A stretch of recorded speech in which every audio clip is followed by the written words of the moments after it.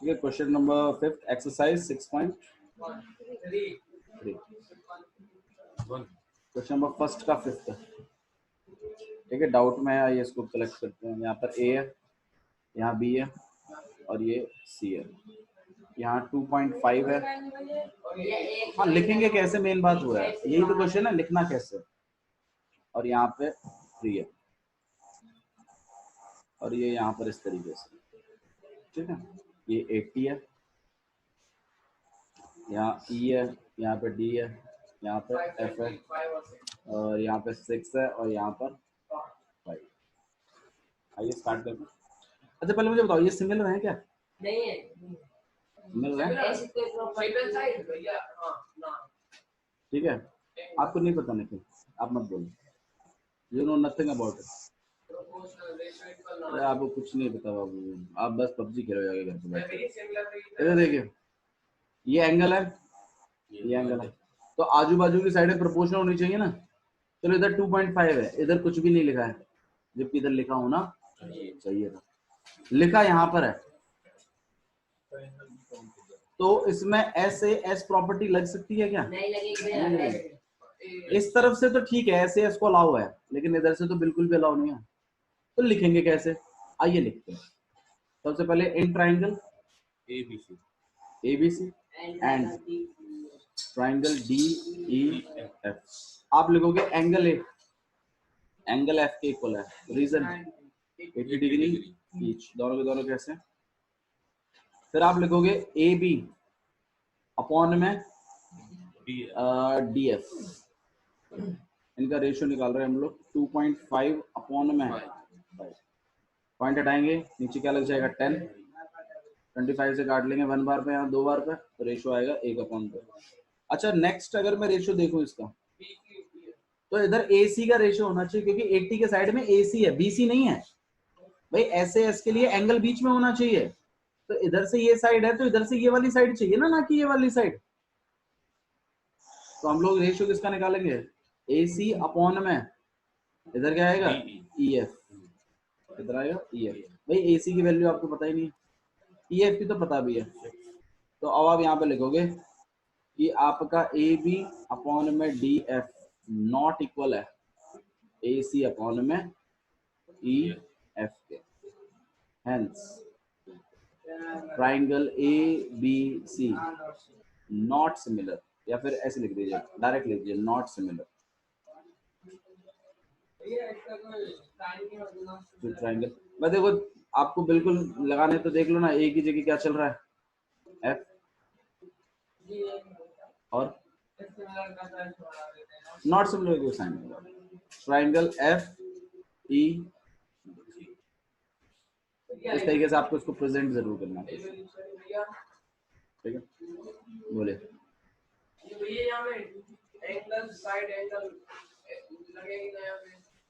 बाबू, similar के लिए angle side angle कोई प्रॉपर्टी नहीं होती है। साइड एंगल साइड नहीं लगेगी बाबू इसमें, इस तरफ तो लग रही है, एंगल बीच का है और ये दोनों साइड हैं, लेकिन उस उधर भी तो यही होना चाहिए, बीच का एंगल होना चाहिए और दोनों तरफ की साइड होनी चाहिए। इधर तो साइड है, लेकिन इधर कहाँ है साइड?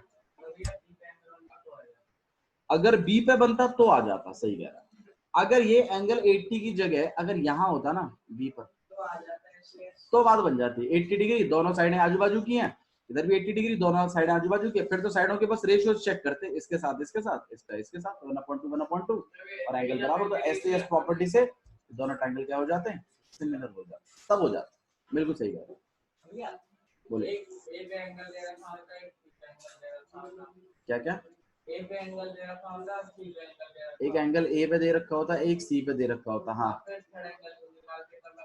हाँ, तब भी लगा देते, तब भी बन जाता। मान लीजिए इसकी जगह यहाँ पर आपको कुछ ऐसा होता 90, ये मान लो आपको 10 गिवन होता, तो ऑटोमेटिकली आप तीसरा एंगल ना गिवन होता, और ये दो साइडें पता होती, तो आप ऑटोमेटिकली इसको 80 बना लेते। तीनों साइडों तीनों एंगलों का प्लस कितना होना चाहिए, 180।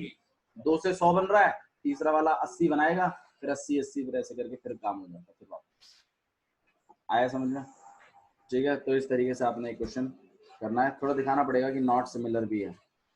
ठीक है, और बताइए, और कोई दिक्कत?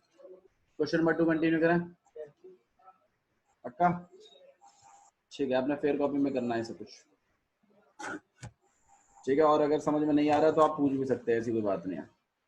ओके, तो हमें अभी तक क्या चीज समझ में आई? हमें अभी तक ये समझ में आई है कि अगर लाइनों को पैरेलल दिखाना है तो कन्वर्स ऑफ बीपीटी का इस्तेमाल करिए, और अगर साइडों के बराबर रेशियोज दिखाने हैं तो बीपीटी का इस्तेमाल करिए, ठीक है। ट्राइंगलों को सिमिलर भी किया जा सकता है और उनसे सीपीएसटी भी निकाल सकते हैं, सही है। दो ट्राइंगल जब सिमिलर करे जाते हैं तो उनकी साइडें प्रोपोर्शनल हो जाती हैं सीपीएसटी के द्वारा और एंगल्स बराबर हो जाते हैं, तो ये हमने पढ़ा है अभी तक। अब आगे बढ़ते हैं इसमें हिसाब किताब, ठीक है। देखिए क्वेश्चन नंबर 2 क्या लिखा हुआ है, ठीक है। इस तरीके से आपके पास एक लाइन है, एक लाइन ऐसी है, ये ऐसे है, यहाँ पर ऐसे है, यहाँ पे डी है, ये सी है, यहाँ पर ए है, यहाँ पर बी है और यहाँ पे ओ है। बबलू क्या हो गया? 125 डिग्री, यहाँ पे 70 डिग्री, ठीक है। ये डायग्राम में दिया हुआ है, मैंने नहीं बनाया, ये डायग्राम में ऐसा ही लिखा हुआ है। आइए एक बार क्वेश्चन को पढ़ लेते हैं। In the following figure triangle ODC similar है ट्राइंगल ओबीए के। तो ये बात गिवन है कि नहीं है? गिवन है नहीं बात, तो हम लोग इस बात को लिखेंगे। तो गिवन में चढ़ाइए उन बातों को जो चीज गिवन है कि ट्राइंगल ओ यहाँ पर है, ठीक है।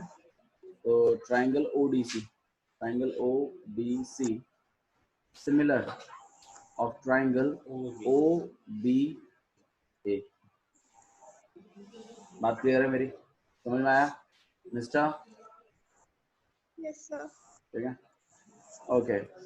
और क्या चीज गिवन है देख के बताइए। Angle B O C equal to में कितना है? 125 डिग्री, ये बात भी गिवन है। और क्या गिवन है? Angle C D O equal to कितना है? 70 डिग्री। फाइंड काफी कुछ करना है इसमें, देखिए 3 एंगल निकालने बस। देखिए फाइंड में, हाँ फाइंड में काफी कुछ है इसमें। एंगल डी ओ सी निकालना है, एंगल डी सी ओ निकालना है और एंगल ओ ए बी निकालना है। एक बार मैं ये एंगल्स बना लेता हूँ, कहाँ कहाँ है ये एंगल। एंगल डी ओ सी, तो डी से शुरुआत करनी है एंगल की, ओ पे बनना चाहिए और सी पे खत्म होना चाहिए, तो मतलब ये वाला एंगल है। समझ में आया? सर बता, एंगल्स मैंने बताए थे, याद करो। एंगल्स कैसे पता लगाते हैं? डी सी ओ, डी सी ओ मतलब ये वाला एंगल भी पता लगाना है आपने, और एंगल ओ ए बी ये वाला एंगल होता है। तो आपको ये 3 एंगल निकालने हैं, ये वाला, यहाँ पे ये और यहाँ पे ये। आइए चलिए थोड़ा सा यहीं पे पहले प्लान बनाते हैं कैसे निकालेंगे। प्लान पहले ही बन जाता है, मैं आपको बता रहा हूँ, लिखते तो आप बाद में हो, प्लान तो पहले ही बन जाता है। चलो कपिल मुझे बात बताओ, ये वाला एंगल कैसे निकालोगे? कैसे कैसे कैसे?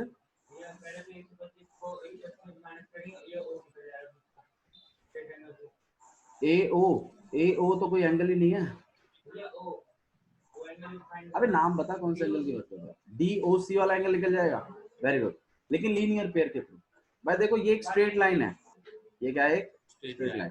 इस पे इस तरीके से लाइन काटी है, ये वाला 125 है, आप देखो ना, तो ये वाला एंगल निकालना है। अब आप मुझे बताओ, लीनियर पेयर बोलकर इन दोनों को इक्वल टू 180 लिख देंगे, इक्वेशन बना देंगे, फिर इसको अकेला कर देंगे, 180 में 125 को माइनस कर देंगे, कितना आएगा आंसर? 55। याद आया? पक्का? ये चीजें मैंने काफी डिटेल में बताई हैं आपको। तो मतलब हम, हाँ ठीक है, हम मतलब इस एंगल को निकाल सकते हैं। बिल्कुल सही बताया आपने कपिल। और इसका आंसर कितना है? 55। चलो अब बताओ इसको कैसे निकालेंगे दीपक? तो हाँ, एंगल सब प्रॉपर्टी लगाएंगे। क्या लगाएंगे हम लोग? ऐसे बोलो जैसे मैं कह रहा हूँ। प्रॉपर्टियों का नाम ध्यान रखा करो, तभी तो याद आएंगी। एंगल सब प्रॉपर्टी लगा देंगे इसमें। भाई ये 70 है, पता है तुम्हें, ये 55 तुमने अभी निकाला ही तो है, तो क्या तुम तीसरा एंगल नहीं बता सकते? तीनों एंगलों का प्लस करके किसके बराबर? 180 के। दो एंगलों को प्लस करके तीसरे वाले को अकेला कर देना, माइनस कर देना, तीसरा एंगल भी निकला है, तो ये वाला एंगल भी बन जाएगा। अब आप मुझे बताओ इसको कैसे निकालोगे? अल्टरनेट से नहीं निकलेगा, अल्टरनेट से नहीं निकलेगा, ना करस्पॉन्डिंग से निकलेगा, ना कुछ निकलेगा। क्यों? क्योंकि उन एंगलों को लगाने के लिए लाइनों का पैरेलल होना जरूरी है, और आपको कोई पैरेलल का सिस्टम गिवन ही नहीं है। पैरेलल कैसे करते हो?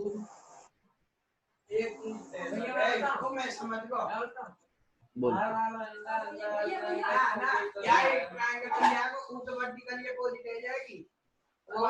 ये 55 है तो ये भी 55 हो जाएगा। सही बात है। ये ट्रांसवर्सल लाइन है। ट्रांसवर्सल कहाँ है? पैरेलल कहाँ गिवन है?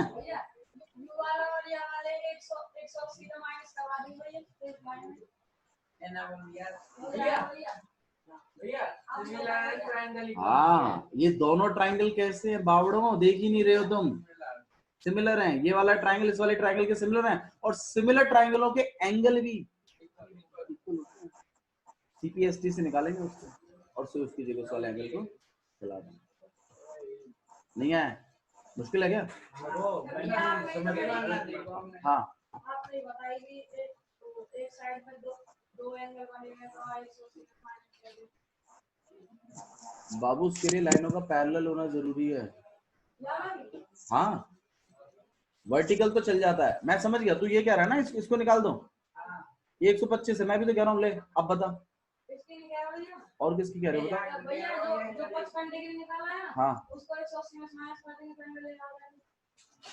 55 को 180 में से माइनस कर देंगे। बाबू ये कहाँ एंगल पता है तुझे? बताइए।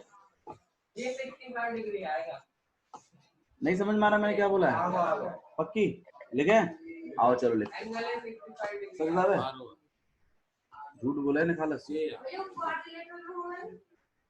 बाबू क्वाड्रिलेटरल में भी हो जाता है, वो ट्राइंगल में भी हो जाता है, लेकिन उसके लिए आपको एंगल पता होने चाहिए दो।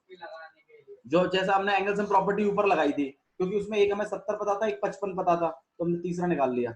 लेकिन ये काम हम नीचे नहीं कर सकते, चाहे बेशक हमें ये 55 पता है, मैं समझ गया, लेकिन ये वाला भी तो नहीं पता। ये भी तो पता होना चाहिए, तभी तो निकलेगा ये वाला एंगल सम प्रॉपर्टी से।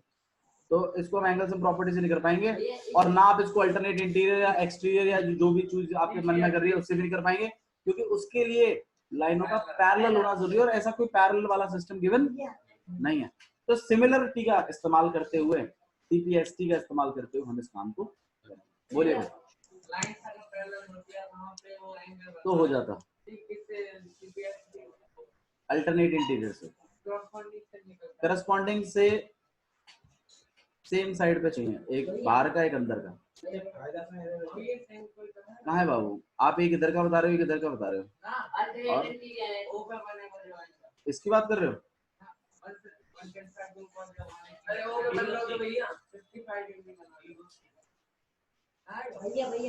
इसका करस्पॉन्डिंग लगाने के लिए आपको यहाँ एंगल पता होना चाहिए।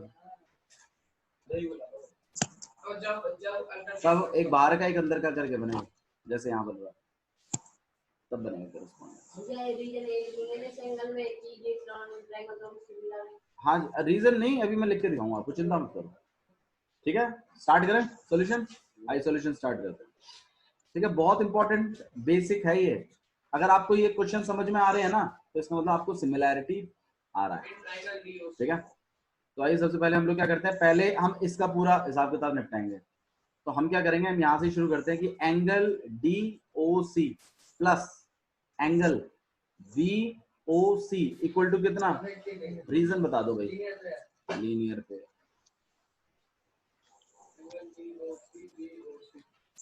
भाई, जैसा कपिल ने सबसे पहले शुरुआत करवाई थी, इसी की तो करवाई थी। ये 125 है, इन दोनों को प्लस करके कितना? 180, क्योंकि स्ट्रेट लाइन है। दो एंगलों को प्लस कर कर एक स्ट्रेट लाइन पे 180 बनता है, तो उसको हम लीनियर पेयर ही तो बोलते थे। जमन डाउन है, आ रहा है समझ में?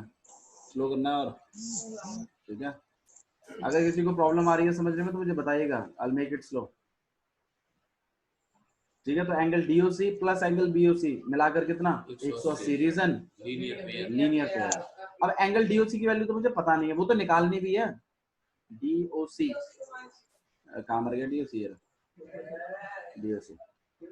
ठीक है, तो एंगल DOC को यहीं पे रख रहे हैं। एंगल BOC कितना है?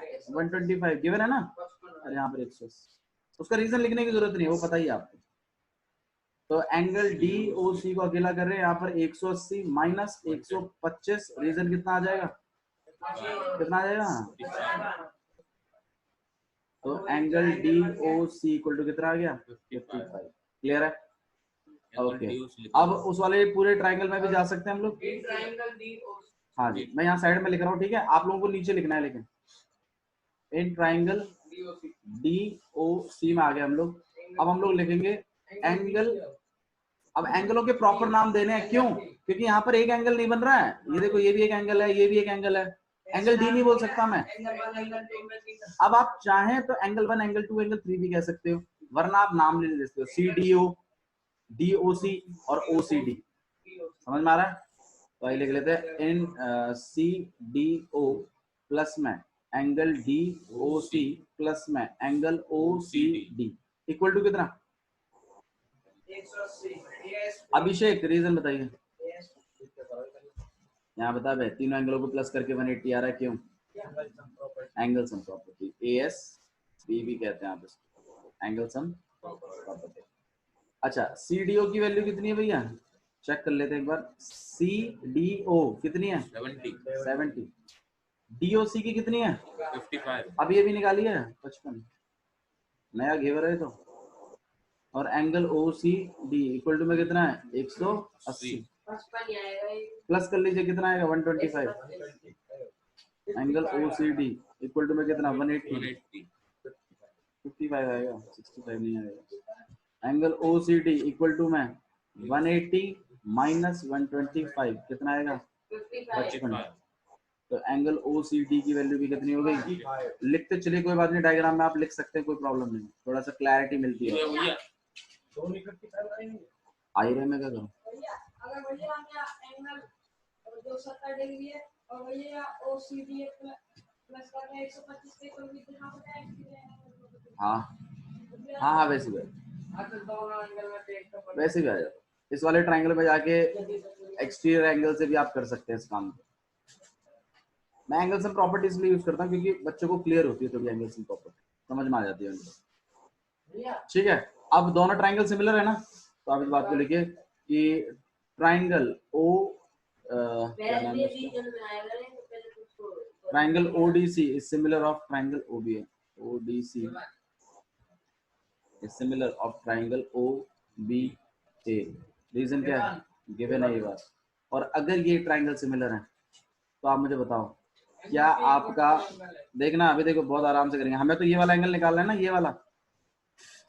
तो एंगल OAB मतलब इसका A इसके किसके बराबर होगा? आइए देख लेते हैं अभी। इसका A इसके C के बराबर है। वो छोड़ो, B से तो मतलब ही नहीं है, हमें तो वो वाला चाहिए ना एंगल, हमें तो ये नीचे वाला एंगल चाहिए ना। बाकियों का हम क्या करेंगे? तो हम करेंगे कि OAB किसके इक्वल है? OCD वाले एंगल। हम यहाँ पे लिखेंगे एंगल OCD किसके इक्वल है? एंगल OAB के। रीजन बता दो भाई। ठीक है, तो आपका ये वाला एंगल इस वाले एंगल के इक्वल हो जाएगा, OCD OAB के। तो इसकी वैल्यू लिखनी है आपको 55 डिग्री, ये OAB के इक्वल हो जाएगा। फिर एंगल AOB इक्वल टू में OAB इक्वल टू में 55 डिग्री। फिर हाईलाइट कर दीजिए जो भी आपके आंसर्स आए। ठीक है, ठीक है, तो मेहनत करिए प्लीज। ठीक है गाइस, मैं सच कह रहा हूँ, आप मेरे साथ मेहनत करिए, आप लोग रिग्रेट नहीं करोगे, इस बात की मैं आपको गारंटी देता हूँ। ठीक है, साइंस में मजा आ रहा है? क्वेश्चन कर रहे हो साइंस में? 6.2 नहीं बाबू, ये लास्ट तक यूज होगी। हाँ? आसान है, मैं करवाऊंगा, जब मैं करवाऊंगा तब आप ठीक से करेंगे ट्रिग्नोमेट्री को। ठीक है, ओके चलिए। Diagonal AC and BD of trapezium. बाबू देखो, जिसको गड्ढे खोदने हैं वो 11वीं में आराम से छठा डोलो, मुझे कोई दिक्कत नहीं। बाबू 12वीं में लगते हैं कॉलेज ना, तो मैं चल यार, तुम्हें ये भी सुनना है। लो सुनो, क्वेश्चन नंबर 3 देखिए। Diagonal AC and BD of trapezium ABCD। एक ट्रेपेजियम है आपके पास ABCD, एक ट्रेपेजियम आपके पास ABC और D। AB जो है वो पैरेलल है किसके? DC के। Intersect each other at O। इसके जो डायगोनल्स हैं, इसके जो डायगोनल्स हैं वो एक दूसरे को कहां पर काट रहे हैं, ओ पर काट रहे हैं। डायगोनल बना दी, ओ बना दिया। Using a similarity criteria, similarity criteria इस्तेमाल करिए फॉर ट्रू ट्राइंगल्स, ठीक है। Using a similarity criteria for two triangles show that, इस बात को आपको शो करना। तो ये गिवन लिख लेते हैं पहले। तो मुझे एक बात बताओ, गिवन क्या क्या है चीज है? AB पैरेलल, भाई ट्रेपेजियम में ये बात गिवन है ना, तो ऑब्वियस सी बात है AB is parallel to BC, ठीक है, ओके। और कुछ चीज गिवन है? ट्रेपेजियम से तो निकाला है पैरेलल, और कुछ गिवन है? बस। हाँ भाई, टू प्रूफ बता दो क्या करना। AO अपॉन में OA, हमें टू प्रूफ करना है कि AO अपॉन में OC इक्वल आना चाहिए OB अपॉन में OD के। आइए देख लेते हैं। और सिमिलैरिटी का यूज करना है, तो AO अपॉन में OC इक्वल दिखाना है OB अपॉन में OD। तो भाई मुझे, भाई देखो सुनो मेरी बात, अब कैसे पता, हम ये बात तो हमें पता है कि हम इसको वहां भी भेज सकते हैं और उसको यहाँ भी खींच सकते हैं, हमें पता है ना। अब देखो भाई, देखो मैं तुम्हें ये बता रहा हूँ कैसे शुरुआत करते हैं। तुम्हें कैसे पता कि इस क्वेश्चन को कैसे करना है? मैं बताता हूँ तुम्हें कैसे करना है। सोचना क्या है, सोचना आपको ऐसा है कि देखो अभी तो क्या हो रहा है ना, मैं आपको देखो पहले मैंने आपको ये बताया हुआ कि इन साइडों को देखा करो कौन से ट्राइंगल में आ रही है। तो आपने देखा ये इधर आ रही है और ये इधर आ रही है, और फिर नीचे वाली साइडों को देखा करो, ये किन में आ रही है, ये आ रही है इसमें और इसमें, समझ रहे हो ना। मैं यहाँ एरो बना देता हूँ, ये वाली और ये वाली आ रही है नीचे वाले में क्योंकि नीचे लिखी हुई है, और ये आ रही है ऊपर में, तो ये इधर आ रही है। अब आपने अगर किसी तरीके से इस ट्राइंगल को और इस ट्राइंगल को अगर आप सिमिलर कर देते हो किसी तरीके से, तो मुझे एक बात बताओ, दो ट्राइंगल सिमिलर होती है, आप साइडों को क्या लिख पाओगे? प्रोपोर्शनल, तीनों साइडों को लिख पाओगे। तो भाई इस ट्राइंगल की ये दोनों साइड है, चांसेस है ना कि इस वाले के प्रोपोर्शनल ही लिख जाएं, चांसेस हैं। मुझे नहीं पता एग्जैक्ट होगा कि नहीं होगा, I don't know, but chances बन रहे हैं।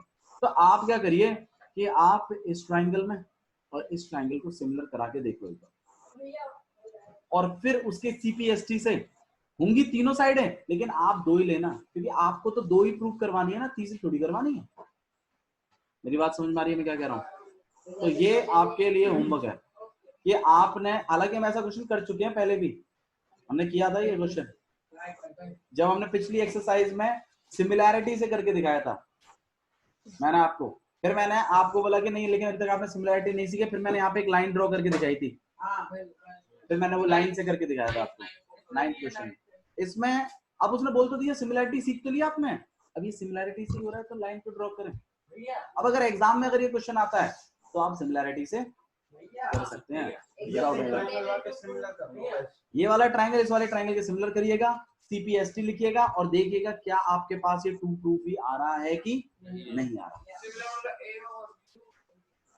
सिमिलर कैसे करेंगे? अब सुन लो मेरी बात, अब भैया ये पूछ रहे सिमिलर कैसे करेंगे। सिमिलर के लिए देखो आपके पास तीन क्राइटेरिया है, SSS, SAS और या तो AA।